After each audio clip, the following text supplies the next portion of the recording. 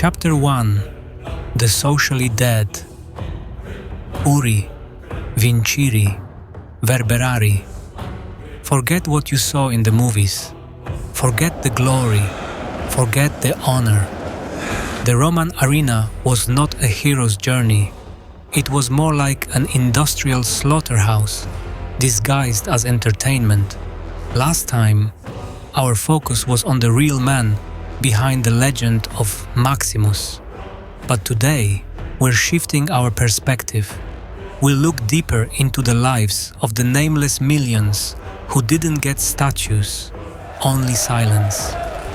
To understand the horror, you have to understand the status. In Rome, a gladiator wasn't just a slave. He was infamous, a person of ill repute, socially dead. In the eyes of the law, a gladiator could have fewer rights than people Rome openly looked down on. Not a citizen, not a man, a thing. Most fighters arrived in chains. They were prisoners of war, criminals, or slaves sold off by owners who couldn't control them. But the most unsettling group was the volunteers, Roman citizens who signed up. Some were men drowning in debt, or men with nothing left, who chose the arena because it paid. When you volunteered, you didn't just take a job. You gave up your humanity. There was an oath, the Sacramentum Gladiatorum. It was a contract that gave another man the legal right to bind you, burn you, beat you, and if it came to it, kill you with steel. From that moment on, your life belonged to the lanista. After you signed away your life, you entered the next phase, the ludus, or gladiator school. Hollywood sells it as brotherhood, a gym, a place where warriors sharpen themselves. In reality, it was a high-security prison built to break the human spirit. Training wasn't cinematic, it was grinding, repetitive, and punishing. Wooden weapons, heavy drills, endless bruises, not to make you heroic, just profitable. And here's the detail the movies never show you. Many gladiators didn't look like sculpted marble statues. Evidence from skeletal remains at some sites suggests diets heavy in grains and legumes. They were even nicknamed barley men. They ate a lot of barley and beans to build up a protective layer, not for strength, not for beauty, for survival, because fat buys time. A blade cuts through fat before it reaches a vital structure. That layer could mean the difference between a dramatic wound and being dead in seconds. They weren't being trained like warriors, they were being prepared like livestock. And that's the darkest truth of the ludus. You weren't a champion in the making. You were an asset, expensive to feed, expensive to train, expensive to replace. Your owner didn't want you to die, yet. He wanted a return. So you survive the drills, you eat the barley, you accept the chains, whether you can see them or not. And then, the gates begin to open. The light hits your eyes, and the crowd is hungry. Chapter 2. Engineered Violence. You step onto the sand. The sound strikes you like a force. Tens of thousands of voices rise together, like one roaring animal, all demanding blood. But when you lift your eyes, you don't see a mirror image of yourself. You see a nightmare, designed specifically to kill you. Roman combat wasn't fair. It wasn't random brawling. It was engineered. The organizers didn't want quick deaths. They wanted stories, matchups, tension, a slow tightening of the rope. They paired opposites, speed versus armor, reach versus defense, making the fight a problem of variables. If you were a murmillo, you were a tank, heavy shield, short sword, predator-shaped helmet, built to endure, but slow. And slowness is a countdown timer, because your opponent might be a retiarius, known as the fisherman. No helmet, no shield, just net, trident, dagger. He can't absorb your hits, but you can't catch him. So the crowd isn't just watching violence, they're watching mathematics. Will the armored giant tire out before the net tightens? Will the fisherman slip once and get cut open for it?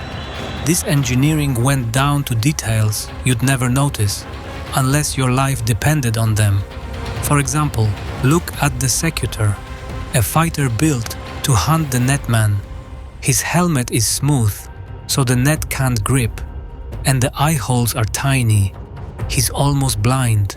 He has to chase by sound and instinct, while the crowd screams in his ears, turning the arena into a storm of noise. And yes, there were referees. There were referees, not to protect you, but to protect the show, to prevent a cheap ending, to keep the machine running. Eventually someone falls. A man drops to the sand and raises a finger, begging for mercy. And this is where the biggest Hollywood lie takes over. The thumbs down. The truth is, we don't know for certain what any gesture meant. Even the famous Latin phrase is interpreted in many ways. Many historians argue that the kill signal may have been a thumb extended, as if drawing a sword, and mercy could be a thumb tucked away, like sheathing the blade. But in the arena, the exact signal mattered less than the sound, because the crowd decided what the ruler could afford to do. If the fallen fighter fought bravely, they screamed for release. If he hesitated, begged, or looked afraid, they demanded the throat. And here's the coldest part. It wasn't always just about cruelty, it was about cost. A trained gladiator was expensive. If a sponsor ordered death, he could owe the owner the full market value, like smashing a priceless machine just to prove you can. But sometimes the political cost of denying the mob was higher than the gold. So after all this, the blade settles at the neck. The crowd leans forward, and the arena goes quiet, waiting for the moment the machine takes its payment. Chapter 3: The Gate of Libitina. When the fighting ended, a new theater began. The cheering didn't echo forever.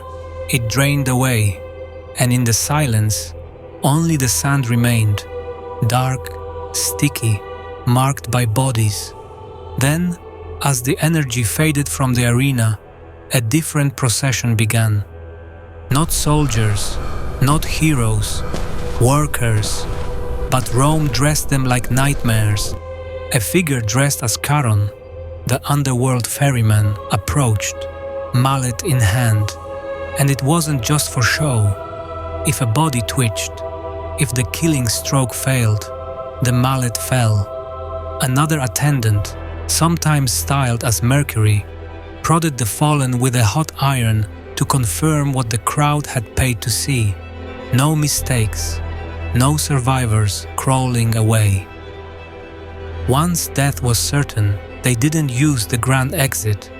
They were dragged by hooks through a separate gate, the Porta Libitinensis, named for Libitina, the goddess of funerals, the death door.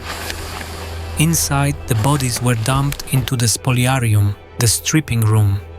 This is where the glory evaporated, because the armor didn't belong to the dead man, it belonged to the owner. Armor was unclasped, stripped, washed, repaired, hammered to shape, ready for the next fighter. A new recruit would put on a helmet with old dents, old repairs, and he wouldn't be imagining history. He'd be wearing it. He'd be stepping into a dead man's clothing, into a dead man's fear. And yet, in the middle of this horror, something unexpected happened. The arena became a classroom. One of history's most famous physicians, Galen, worked with gladiators early in his career. And while Roman law restricted the cutting of bodies of citizens for study, gladiators were different. Their wounds were open lessons. He described them as windows into the body. Muscle, nerves, organs, the mechanics of life. He helped push medicine forward, learning from damage no one should ever have to suffer. It's a sick irony. Some of what we know about trauma care grew from the blood and sand of the arena. So remember what the games really were, not sport. A machine that turned human misery into stability, that turned death into entertainment and sold it as civilization. We call Rome savage, but here's the uncomfortable question. Are we truly different, or did we just change the arena? If you think Rome was good at hiding secrets, just wait until you witness the astonishing mysteries the Vatican has concealed underground. Join me next time, where even deeper shadows wait.